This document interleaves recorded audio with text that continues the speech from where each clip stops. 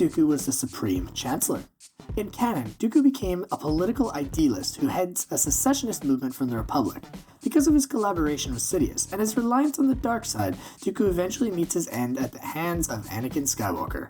One of our viewers, though, contemplated the possibility of what if instead, Dooku ends up becoming the Supreme Chancellor. That's the concept that we'll be exploring today. So, find a glass of blue milk, a Wookiee to snuggle with, and let's dive right into this what-if scenario.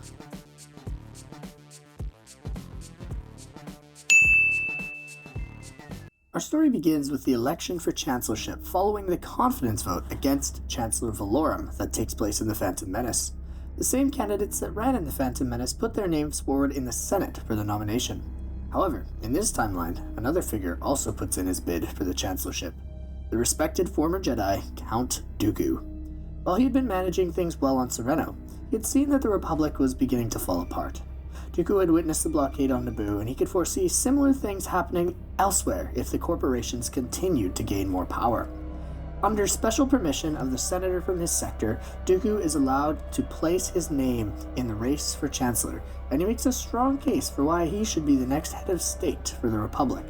His main platform rests on there being a broken system which requires fixing, and how he has solutions to mend the system's ailments. Unlike Palpatine, who simply rails against the corruption of the Republic, Dooku actually proposes solid propositions for change, many of which are appreciated by seasoned senators. When the day comes for the election, the Senate chooses Dooku over Palpatine by a sizable margin, hoping that his reforms will soon come to fruition. Dooku humbly accepts this appointment, and he commits himself to working for the betterment of galactic society. How does this massive change impact the rest of our story? Let's keep going and find out. Dooku's first action as Supreme Chancellor is to propose that the Senate begin to introduce restrictions on monopolies operating within the Republic. This upsets much of the galactic corporate elite, as they immediately begin to lobby senators in their pockets to vote against such legislation. On the other hand, the unions and market competition advocacy groups in the galaxy are extremely pleased by Dooku's proposal. Dooku, having come from wealth himself, had always seen competition in the markets as something to be valued, and he looked forward to introducing more of it back into the economy. Palpatine, still being the senator for Naboo at this time, gladly plays along with Dooku's game. He really wants to make himself appear to be a champion of the working class, and he's on the side of the everyday Republic citizen. Once again, he was a man who had come from great wealth, and he had connections with deep pockets who funded his campaigns. He assures them, though, that soon, when he would be Supreme Chancellor, that they would once again have their interests met in the Senate. Many of Dooku's votes are struck down. He's faced with the realization that without an incredibly strong executive branch of government, he can't do anything to further his policies. If only he could simply sign an executive order and make all of this go away. This is where Palpatine begins to get involved. He starts to interact more with Dooku, telling him that he believes more power in the hands of the Chancellor could directly benefit the people of the Republic. It could make things safer, more secure, and bring both stability and peace to the galaxy, especially in terms of taking on the galactic monopolies. Perhaps, Palpatine proposes, that the Republic could even use a standing defense force following the blockade of Naboo. After all, these corporations clearly had the capabilities to defend themselves and to protect their interests. They were running the government, it seemed. What if the Republic had that same capability, and it could tackle these corporate entities head on? This plants many seeds within the mind of Dooku, and he starts to contemplate them more. Dooku still has good relationships with many of his old colleagues in the Jedi Order. He seeks their advice on many matters, especially in regards to keeping balance within the government. One thing that he had learned over the years was that the Jedi were quite effective at keeping balance. He speaks frequently with Mace, Yoda, Obi-Wan, and Anakin about politics. He still disagrees with them on a variety of things, especially in terms of both running the galaxy and their views on the Force. When he consults his Jedi friends about Palpatine's ideas, they're hesitant. They believe that the expansion of the executive branch and the creation of a standing military will not only destroy the peaceful values that the Republic has been founded on, but that it will also detract from the regional authority of local police forces to manage their own affairs. At this, Dooku responds by telling the Jedi that they're only concerned about their own interests. He believes that they disagree with him because the creation of a Republic military would diminish their usefulness as peacekeepers across the galaxy, and it would also lessen their say in galactic affairs. Dooku returns to the Senate, reaffirmed in his position that Palpatine's ideas were right in the way to go. After conversing with the Chancellor, Anakin asks his master if it really is a bad thing that Dooku gain more power for himself. After all, if the system is broken, why shouldn't he consolidate power to try and fix it? There were people suffering, and greedy corporations were profiting from the corruption of senators. Obi-Wan lets Anakin know that even though the system appeared to be broken, that it was actually working as it should. The Republic was meant to act slowly, and the bureaucrats were meant to follow a democratic process that consulted multiple points of view on different subjects. Obi-Wan also warns Anakin that if an individual with less respectability and decency than Dooku were to take office in a system with strong executive powers, they could use it to assert their own will over the population, thus turning the Republic into a tyranny. While Anakin can't argue with this logic, he wonders if instead the measures were only temporary so that Dooku could pass his agenda before leaving office. Once again, Obi-Wan tells him that this would set a dangerous precedent for others to do the same, and that they might not have as good intentions as the former Jedi did. Anakin concedes to his former master, acknowledging that he is correct. After all, Anakin will never support a dictator, right? As time goes on, though, and as Dooku considers Palpatine's ideas, he believes that they are what's best for the galaxy. Dooku is a popular figure, given his nature as an ex-Jedi and as a man from the Outer Rim, and he tries to pass this agenda of increased chancellorship powers in the Senate. Once again, lots of senators vote against the initiative due to the fact that their lobbyists are opposed to Dooku's plans. However, there are others that vote to support it, under the condition that Dooku use said powers to create a standing military for the Republic. Plenty of the senators in the Outer and Mid-Rims, after facing attacks from pirates with little ability to police their space due to a lack of resources, feel that a military would be an efficient way to use their tax dollars, which they seemed to be seeing swallowed up by the core and not being put back into their hands. This pleases many of the corporate monopolies, as they know that their companies will be given new contracts for weapons, ships, and other materials to help fund the military. Dooku, believing that this would be a good way to keep the Republic united, agrees, and the Senate votes to increase the Chancellor's powers in government. Of course, this is all orchestrated by Palpatine. It's his influence within the corporate bodies and within the criminal empires across the galaxy that allow him to manipulate the Senate into passing this legislation. Palpatine secretly uses funds from his noble status on Naboo to pay off criminal gangs, such as Hondo's pirates and the Hutts, to up their operations in the outskirts of the galaxy, which would force the Republic to actually respond or otherwise fall apart. Rather than feed separatist sentiments in this scenario, Palpatine feeds into the Republic's desire for security, thus prompting the creation of a new military for the Republic. His plan is working, and he has many conversations with the young Jedi, Anakin Skywalker, about why the creation of a military was required in this new era of Republic politics. Once again, while most of his Jedi comrades are against the idea, Anakin is in favor, saying that it could help protect those who need it most. In this scenario, there are no Clone Wars. Right off the bat, the military uses willing soldiers from the population. Many people from the Outer Rim sign up, believing that the military will provide them with a better life than wherever they previously were, and thus there's no need for conscription. However, in the shadows of Dathomir, there's still the Covenant Night Sisters, headed by Mother Talzin, who secretly despise Sidious for stealing Maul from them at a young age, and treating him like garbage. So, Talzin still selects Savage from the Nightbrother clan to learn their ways, but in this time, he is not given to Dooku. Instead, he is trained by the sisters in the ways of dark magic, and he is commissioned to find his brother and restore honor to the Night Sister clan through the creation of the Shadow Collective. This storyline goes similar to how it does in the Clone Wars. Behind the scenes, Maul and Savage unite the criminal empires of the underworld under one banner, and they use the creation of a galactic military as a catalyst to bring all of these factions together. They could consolidate power further by coming together and taking on the Republic. While Palpatine plays his galactic game of power politics, so does Mother Talzin. The Jedi have no idea of either. Soon, the criminal raids become so bad that the senators from the Outer Rim demand Republic intervention. The Hutts had been stealing more slaves, the Black Sun had been selling more illegal weapons and blackmailing more local politicians, and the Pike Spice had become far more prevalent in their systems. Even the mid-rim started to see increased criminal activity, and reports of organized crime in the core were skyrocketing. Dooku had used his executive powers in the past to start attacking the monopolies throughout the galaxy, but he is hesitant to use them in order to declare war on crime syndicates, like the Senate was calling for. So, he puts it to a vote, and an overwhelming majority of senators agree that cracking down on these criminals is key to stability. Little do they know about what's going on in the background. Dooku creates an executive war council, which includes Palpatine, Bail, Tarkin, Yularen, and other high-ranking and trusted members of the Senate. In this scenario, because Palpatine remains Naboo's representative, Padme is not involved with galactic politics yet. Instead, she's a humble academic on Naboo who teaches at their university and writes many papers studying local politics. She's well respected in her field, but she doesn't have an incredible influence on the galaxy as a whole. Tarkin advocates for a full frontal assault on Nal Hutta, which he believes would be a successful display of military might. All on the council seem to be in agreement, except for Mon Mothma and Bail Organa. They want a more peaceful approach, and they believe that more coordination with local authorities would be a better way to proceed. Tarkin advocates that they need to act now, and that the council should agree with him, which they do.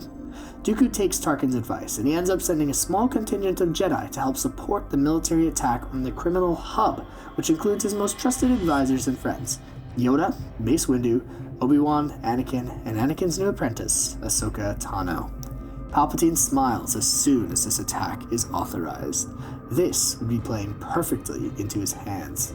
Soon, he would be the Chancellor, and there would be nothing that anyone could do from stopping him from creating the Galactic Empire. Upon the Republic's arrival on Nal Hutta, it appears that the Shadow Collective is already prepared. Ships from each crime syndicate are present, surrounding Nal Hutta in a nearly impenetrable ring. Anakin and Ahsoka start to lead an assault on the blockade with their piloting skills, but they are unable to break through.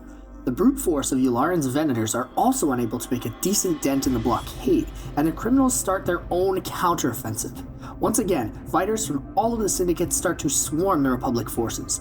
It's clear that the military had underestimated the capabilities of these criminals, and they had received absolutely no intelligence reports of any organization whatsoever between the syndicates. As a matter of fact, many in the Republic High Command still believed that they were warring factions jockeying for power across the galaxy. This was entirely new to them. Tarkin and Yularen were overwhelmed by this counteroffensive in the skies. They try to send their experienced pilots out to counter, but it simply isn't working. Even the Jedi on board the Venators are increasingly nervous. They suggest that the military call for backup, but Tarkin's ego gets in the way. He insists that they can still win this battle, even after Yularen starts siding with the Jedi. However, because Tarkin is outvoted, he calls the capital for backup. Unfortunately, everyone is too far away, and they're told that they're on their own.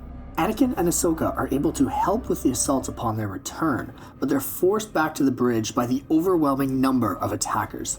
They're also quite stunned when they see two horned Dathomirians in command of the landing party, one who wielded a red, double-sided lightsaber, and the other who used the ancient magic of the Witches of Dathomir, something that Anakin had only read about in the Jedi archives before today.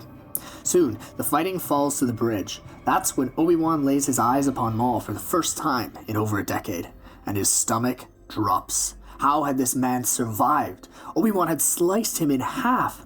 Maul reaches out with the Force, while Obi-Wan is weakened, gripping his neck and yelling out the infamous Kenobi scream. His brother ties the other Jedi with Night Sister incantations, constricting them with wispy tendrils of green smoke. The troops on the bridge are unable to hold their own against the hordes of criminals and against the Force users, and eventually, after quickly subduing the Jedi with their extreme mastery of unconventional Force abilities, they are quickly disposed of. Maul makes quick work of both Yularen and Tarkin, cutting them with his twin sabers. Savage smiles as the Jedi squirm in his magic grasp, and Maul lets out a cackle of twisted pleasure while he continues to choke Kenobi to the point of passing out. He then places the Jedi in handcuffs. Savage does the same, and Maul goes to the main transmitter to send a holomessage to the galaxy, which he broadcasts on all frequencies. This Republic ship was now theirs, as were the Jedi.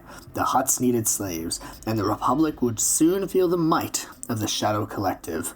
People like Maul, Savage, and all of these criminals who had been left behind by the Galactic Republic could find solace in the Shadow Collective, and they would take down the corrupt government that had oppressed people for years and forced them into this life of crime. Maul and Savage both say that the galaxy can find brotherhood in the Shadow Collective, something that the Republic had been lacking for years. Once Maul's message is received by the rest of the galaxy, the Republic is thrown into chaos. The Senate is absolutely appalled at Dooku for handling this war in such a fashion, and they vote no confidence in him, which is headed by Palpatine. Palpatine naturally puts his name forward to be his successor, claiming that he will be tougher on crime and that he will make a secure galactic society with his use of the military force. The Shadow Collective would soon be no more, Sheev promises, and he is met with an onslaught of support. Dooku is hurt that a man that he had trusted had turned against him, but he acknowledges that that was simply how politics were to go. He returns to Sereno after many years of public service, and he dies peacefully in his palace, becoming one with the Force. The Jedi who were captured by the Dathomirian brothers are, in fact, sold into slavery. Anakin is absolutely furious as he's reliving many of his old memories. As him and his friends are being transported to the surface of Nal Hutta by one of the Hutt slave ships, Anakin gives into his darker emotions. He breaks free of his chains by using the Force, and he taps into emotions that he's rarely touched before. He has no interest in being a slave again, and he also despises these awful criminals for their disgusting actions. He uses the Force to snap the necks of the slavers, and he blasts more of them into the walls with a massive hit of Force energy. A fraction of Anakin's power that he used on Mortis is unleashed, and he kills each of the slavers on the ship, eventually taking control and jumping it back into Republic space. His Jedi comrades, while pleased to have been freed, are also frightened by Anakin's outburst. Anakin argues that he'd used his powers for good, but Obi-Wan tells him that this was a dark road to be traveling down. Maul and Savage are the faces of the Shadow Collective government. Talzin is still manipulating things behind the scenes, and she orchestrates their plays well. She's able to see into the future with her dark magic far more efficiently than Palpatine, and she plays to this skill efficiently. She knows that Anakin is the key to everything, and she's seen Palpatine's corruption of the young Jedi. She tells Maul and Savage that one day they would need to turn him to their side. As for the Jedi, during the war their numbers continue to dwindle. They're killed in many peacekeeping situations due to the Shadow Collective's lack of care for galactic rules of engagement, and many of them fall to Maul or Savage in combat. Sometimes, Talzin even sends Night Sisters to assassinate the Jedi of lower skill levels, which benefits both her and Palpatine. Sidious hears stories of Maul, Savage, and the Night Sister magic. He realizes that he can't be the only person behind this madness. Mother Talzin, one of the few Force users that he actually fears, was at work in the galaxy. He takes time to meditate on this issue, and he even tries to communicate with Mother Talzin through the Force, unsuccessfully. So he goes to Dathomir himself, trying to reach an agreement with her, which results in having a massive Force battle between the two, and each of them being dramatically injured before Palpatine escapes, coming back to Coruscant and blaming this all on the Shadow Collective's attack while he had been on a diplomatic mission. He decides that soon, because of this, he needed to crush the wishes of Dathomir. How do these events impact the rest of our story? Let's find out.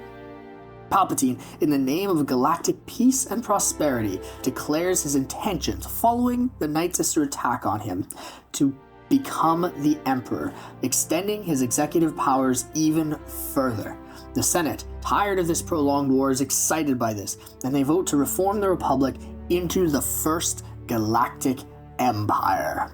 Padme, who is promoted to Senator after Palpatine's ascension to the Chancellorship, utters her line about the death of liberty, and the Republic begins to spin into tyrannical rule as the war continues against Talzin's Shadow Collective.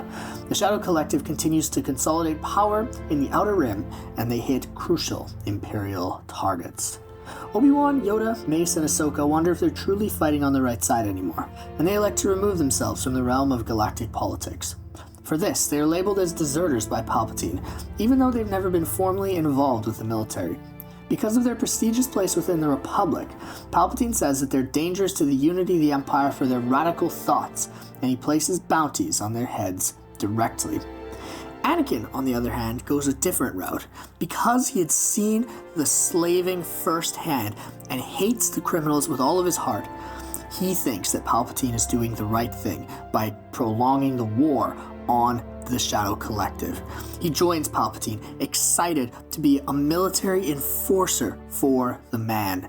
He looks forward to absolutely decimating the slavery in the Outer Rim and maintaining the unity of the galactic empire, which preserved peace, prosperity, liberty, freedom, and justice within the borders of the galaxy. Palpatine continues to corrupt the young Jedi, telling him that his fears are valid, his friends are traitors, and that it is time to give in to his darker emotions to crush these slavers. Anakin actually believes him, buying into this entire narrative, and eventually he finds out that Palpatine is a Sith Lord. But because Palpatine is doing what Anakin perceives to be good for the galaxy, he joins him, becoming one with his darker emotions. Anakin's full potential is unleashed, and many in the Shadow Collective feel his wrath. The galaxy is in turmoil. The Shadow Collective is gaining prowess, and the Empire is strengthening its hold on the galaxy. With Tarkin dead, Orson Krennic and Thrawn become some of Palpatine's top military officials, resulting in a more cohesive military strategy and planning. Even the Jedi, a once powerful force of light in the galaxy, are being squashed slowly, one by one, for their association with the perceived traitors that had been labeled by Palpatine himself. The outlook on the galaxy is filled with glum prospects and war. Maybe one day, things would begin to look up. However, now, life was not looking promising for the next generation. Hi there folks, I hope that you liked today's What If video. If you did, I'm sure that you'll enjoy this other story, What If Mr. Beast Took on Jabba the Hutt? If you have any thoughts on our narrative, please leave them in the comments. Would you like to see a part 2? What do you think would happen next if you do? Have a phenomenal rest of your day, fellow Star Wars fans, and as always, I hope that you've had your daily delicious dose of Bantha Stew.